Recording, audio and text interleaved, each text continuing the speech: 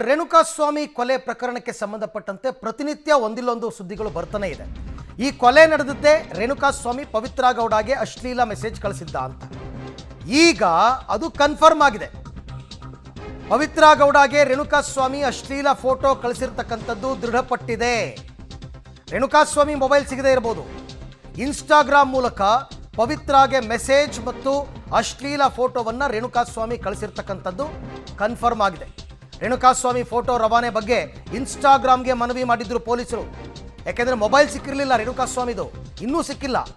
Renukaswamy ID ಸಮೇತ ಪತ್ರವನ್ನು ಬರೆದಿದ್ದರು ಪೊಲೀಸರು. ಸೊ ಈಗ ಇನ್ಸ್ಟಾಗ್ರಾಮ್ ಅವರು ರಿಯಾಕ್ಟ್ ಮಾಡಿದ್ದಾರೆ. ಕಾಮಾಕ್ಷಿಪಾಳ್ಯ ಪೊಲೀಸರಿಗೆ ಮಾಹಿತಿಯನ್ನು ಕೊಟ್ಟಿದ್ದಾರೆ ಇನ್ಸ್ಟಾಗ್ರಾಮ್ ಕಂಪನಿಯವರು.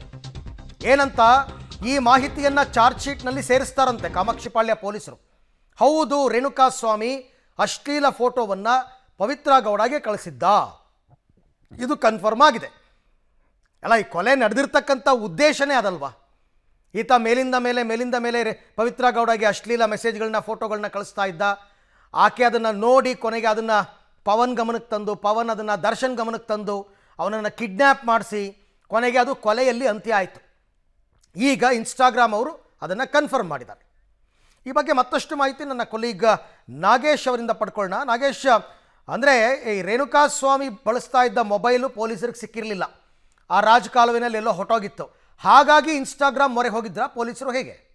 ಅರವಿಂದ್, ರೇಣುಕಾಸ್ವಾಮಿ ಕೊಲೆ ಆದ ಬಳಿಕ ತನಿಖೆಯನ್ನು ಮಾಡಿದಂಥ ಸಂದರ್ಭದಲ್ಲಿ ಯಾಕೆ ಈ ಕೊಲೆ ಆಯಿತು ಅನ್ನುವಂಥದ್ದನ್ನು ಪತ್ತೆ ಹಚ್ಚುವ ಕೆಲಸಕ್ಕೆ ಮುಂದಾಗಿದ್ದರು ಈ ಪೊಲೀಸರು. ಕಾಮಾಕ್ಷಿಪಾಳ್ಯ ಪೊಲೀಸರು ಆರಂಭದಲ್ಲಿ ಅಶ್ಲೀಲವಾದಂಥ ಫೋಟೋ ಮತ್ತು ಆಕೆಗೆ ಅಶ್ಲೀಲ ಮೆಸೇಜ್ಗಳನ್ನು ಮಾಡಿರೋ ಕಾರಣಕ್ಕಾಗಿಯೇ ನಾವು ಹತ್ಯೆ ಮಾಡಿದ್ದಾಗಿ ತನಿಖಾ ಸಂದರ್ಭದಲ್ಲಿ ಬಂಧಿತ ಆರೋಪಿಗಳು ಹೇಳಿದರು. ಆ ಕಾರಣಕ್ಕಾಗಿ ಆ ಮೂಲವನ್ನು ಪತ್ತೆ ಹಚ್ಚುವ ಕೆಲಸಕ್ಕೆ ಕಾಮಾಕ್ಷಿಪಾಳ್ಯ ಪೊಲೀಸರು ಮುಂದಾಗಿದ್ದರು. ಹಾಗಾಗಿ ಆತನ ಮೊಬೈಲ್ನಲ್ಲಿ ಪತ್ತೆ ಹಚ್ಚುವ ಕೆಲಸಕ್ಕೆ ಮುಂದಾದಂಥ ಸಂದರ್ಭದಲ್ಲಿ ಆತನ ಮೊಬೈಲ್ ಸಿಕ್ಕಿರಲಿಲ್ಲ. ಅದರ ಜೊತೆಗೆ ಪವಿತ್ರ ಗೌಡ ಅಕೌಂಟಿಂದನೂ ಕೂಡ ಒಂದಷ್ಟು ಮಾಹಿತಿಯನ್ನು ಕಲೆ ಹಾಕಿದ್ರು. ಈತ ಕಳಿಸಿದ್ದ ಅನ್ನುವಂಥದ್ದು ಆರಂಭದಲ್ಲಿ ಗೊತ್ತಾಗಿತ್ತು. ಆದರೆ ಈತನೇ ಕಳಿಸಿದ್ದಾನೆ ಅನ್ನುವಂಥದ್ದನ್ನು ಖಾತ್ರಿಪಡಿಸುವ ಕೆಲಸಕ್ಕೆ ಮುಂದಾಗಿದ್ದಂಥ ಸಂದರ್ಭದಲ್ಲಿ ಕಾಮಾಕ್ಷಿಪಾಳ್ಯ ಪೊಲೀಸರು ಇನ್ಸ್ಟಾಗ್ರಾಮ್ ಸಂಸ್ಥೆಗೆ ಒಂದು ಪತ್ರವನ್ನು ಬರೆದಿದ್ರು. ಅಂದರೆ ರೇಣುಕಾಸ್ವಾಮಿ ಬಳಸ್ತಿದ್ದಂಥ ಐಡಿಯನ್ನು ಸೇರಿಸಿ ಒಂದು ಪತ್ರವನ್ನು ಬರೆದು ಈ ಐಡಿಯಿಂದ ಕೆಲವೊಂದು ಮೆಸೇಜ್ ಮತ್ತು ಫೋಟೋಗಳನ್ನು ಕಳಿಸಿದ್ದಾರಾ ಅನ್ನುವಂಥದ್ದನ್ನು ದೃಢಪಡಿಸಿ ಅನ್ನುವಂಥ ನಿಟ್ಟಿನಲ್ಲಿ ಪತ್ರವನ್ನು ಬರೆದು ಮಾಹಿತಿಯನ್ನು ಕೇಳಿದರು. ಅದಕ್ಕೆ ಇನ್ಸ್ಟಾಗ್ರಾಮ್ ಕೂಡ ಮಾಹಿತಿಯನ್ನು ಕೊಟ್ಟಿದೆ ಅನ್ನುವಂಥ ಮಾಹಿತಿಗಳು ಸಿಗ್ತಿರುವಂಥದ್ದು. ರೇಣುಕಾಸ್ವಾಮಿ ಕಳೆದ ಫೆಬ್ರವರಿಯಿಂದ ಜೂನ್ ತಿಂಗಳವರೆಗೆ ನಿರಂತರವಾಗಿ ಪವಿತ್ರ ಗೌಡ ಅವರಿಗೆ ಮೆಸೇಜ್ಗಳನ್ನು ಕಳಿಸಿದ್ದಾನೆ. ಇತ್ತೀಚೆಗೆ ಅಂದರೆ ಜೂನ್ ತಿಂಗಳಿನ ಆಸುಪಾಸಿನಲ್ಲಿ ಒಂದು ಅಶ್ಲೀಲ ಫೋಟೋವನ್ನು ಕಳಿಸಿದ್ದಾನೆ ಅನ್ನುವಂಥದ್ದನ್ನು ಈಗಾಗಲೇ ಇನ್ಸ್ಟಾಗ್ರಾಮ್ ಸಂಸ್ಥೆ ಖಚಿತಪಡಿಸಿದೆ ಅನ್ನುವಂಥ ಮಾಹಿತಿಗಳು ಈಗ ಲಭ್ಯವಾಗ್ತಿರುವಂಥದ್ದು.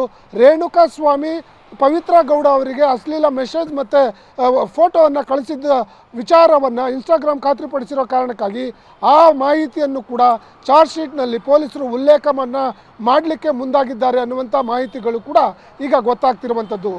ರೈಟ್, ಹಾಗೆ ಸಂಪರ್ಕದಲ್ಲಿ ನಾಗೇಶ್, ಮತ್ತೆ ನಿಮ್ಮ ಜೊತೆ ನಾನು ಮಾತನಾಡ್ತೀನಿ. ಅಲ್ಲಿಗೆ ಒಂದಂತೂ ಕನ್ಫರ್ಮ್ ಆಯಿತು, ಇದು ಚಾರ್ಜ್ ಶೀಟಲ್ಲಿ ಸೇರಿಸ್ಬೇಕಲ್ಲ. ಹೌದು, ರೇಣುಕಾಸ್ವಾಮಿ ಅಶ್ಲೀಲ ಫೋಟೋ ಕಳಿಸಿದ್ದು ನಿಜ ಅಂತ ಇನ್ಸ್ಟಾಗ್ರಾಮ್ ಅವ್ರು ಹೇಳಿರೋದ್ರಿಂದ ಅದನ್ನು ಕೂಡ ಸೇರಿಸ್ತಾರೆ.